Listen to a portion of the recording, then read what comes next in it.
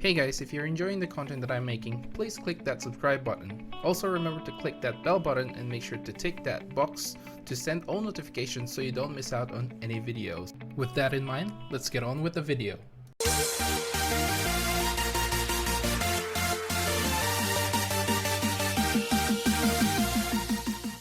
What's up guys, welcome to Munchkins Gaming, where we take your gaming to the next level. This is Munchkins logging in to bring you another Dissidia Final Fantasy Opera Omnia video.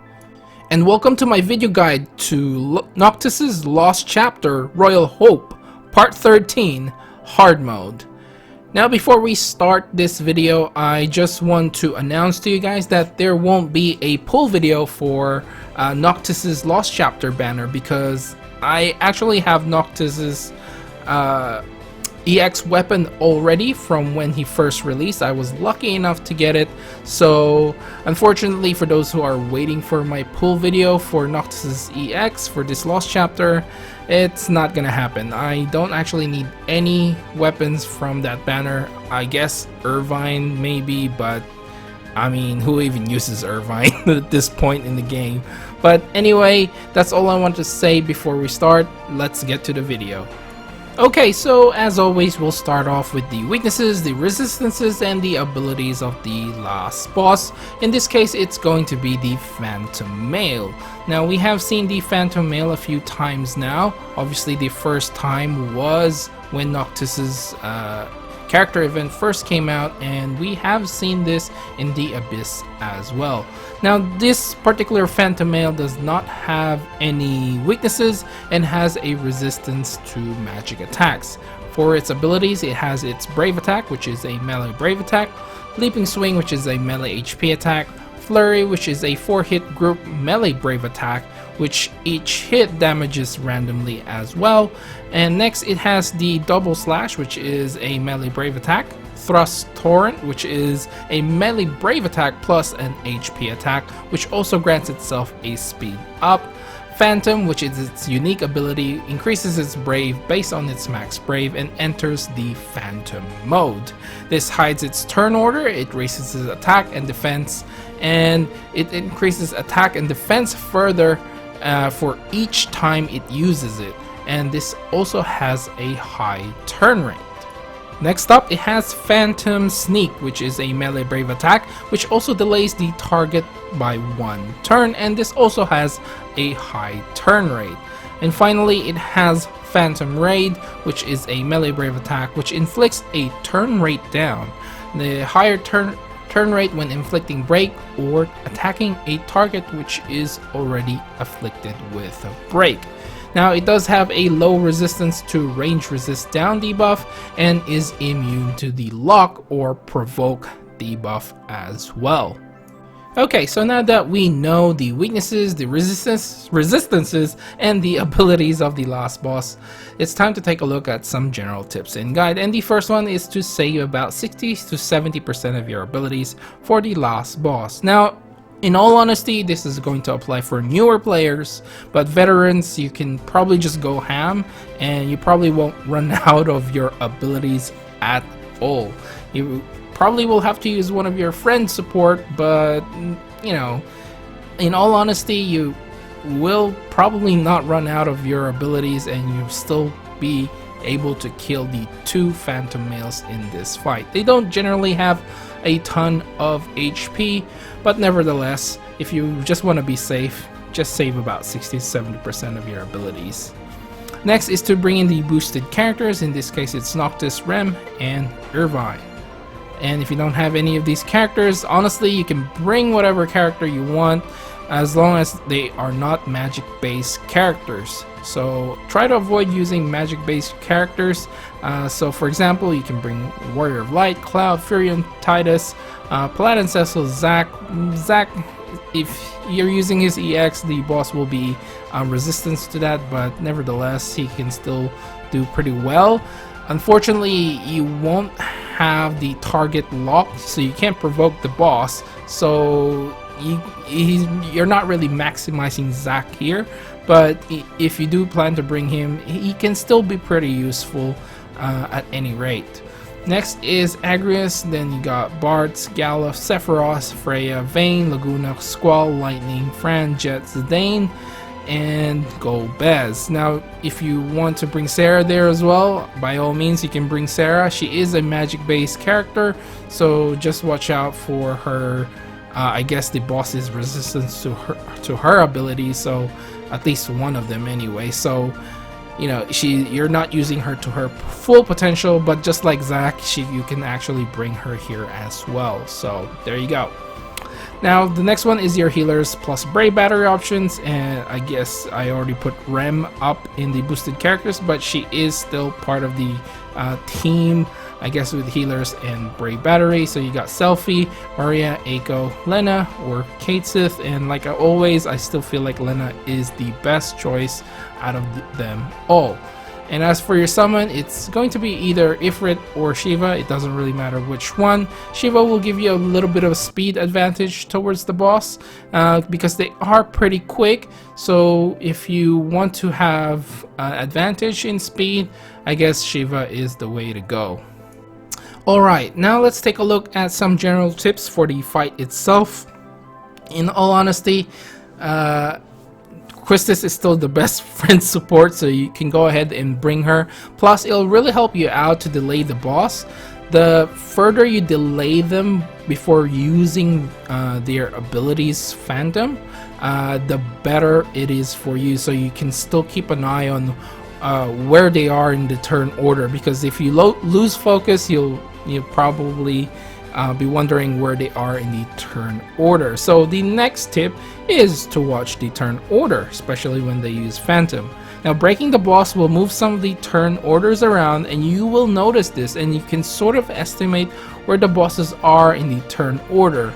Now, this only works if the boss is actually in between your characters or close to where your characters are, but still, this is a little bit of nuance that you can probably take a look at or pay attention if you're really struggling. But like I said, if you're a veteran, you probably won't have any problems with this fight.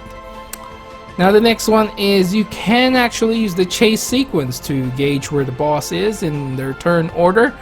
So if only one of your characters or none of your characters, that's probably the worst part here, doesn't follow up with the launch, you can be sure that there is a boss next to them. So basically, if one of your characters followed up, then you know the boss will have a turn after that character. But if both of your characters don't follow up, then you know that the boss is actually in the next turn. So there's probably no use in watching that. But still, if two of your characters followed up, then you can be sure that the boss is further away.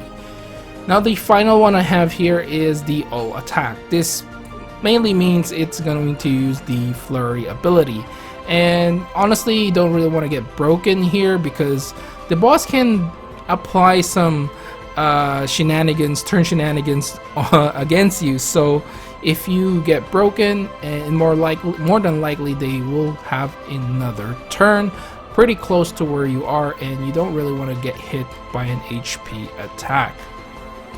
Alright, so now that we got rid of the general tips out of the way, it's time to take a look at some possible party compositions. Now, like I said earlier, you're just trying to avoid any magic-based character as much as you can. So for the first one, as always, it's going to be the boosted characters. In this case, it's Noctis, Rem, and Irvine with a Quistis support. Again, Ifrit or Shiva for the summon. The next one is the first video you guys saw, which I had Noctis Pain and Rem. Basically, I just replaced Irvine with someone much better, and that should, pull you through out of this fight. And again, Quistis for support and Ifrit and Shiva for summon. Now the third one I have here is what you guys are seeing right now currently, which is the Warrior of Light, Cloud, and Lightning with a Quistis support. Ifrit and Shiva for the summon. Basically, Warrior of Light is really overpowered right now. His shields will protect you. You won't have to think about the turn orders. So if you have Warrior of Light and shield, then you should be fine. Now, just have to remember that you can't actually provoke the boss with Warrior of Light. They are immune to that debuff, so actually putting up your shields is more of a priority than trying to provoke the boss. Cloud with his paralysis, you know, it's 100% if you use finishing touch and you have all the passives. I mean, that is one great way to actually stop the boss from attacking you. Now lightning, of course, is another delay, plus with the Quistis, and I mean, I don't think the boss might get a turn if I actually use Quistis in this fight. Now the last one I have for you here is Warrior of Light, Pain, and Vayne. This is basically sort of like a meta run in all honesty. This is with a Quistis support and Ifrit and Shiva for the summon. You're definitely gonna get a high score with this team. I mean, Pain is just insane at the moment, and of course Vayne is one of the best turn shenanigans character, plus a very good DPS overall. Alright, so we are at the end of this video. It's time to give you guys my final thoughts on this fight. Well, in all honesty, if you are a veteran player, you shouldn't have any problem with this fight. It's basically an EX fight. You know, there's really no reason for you to try and save your abilities. You can just keep on going, and I'm pretty sure you're gonna be able to clear this no problems at all. Now if you're a newer player, this turn shenanigans can be a bit of a problem. Unfortunately, there's not much really you can do apart from the things that I've mentioned before.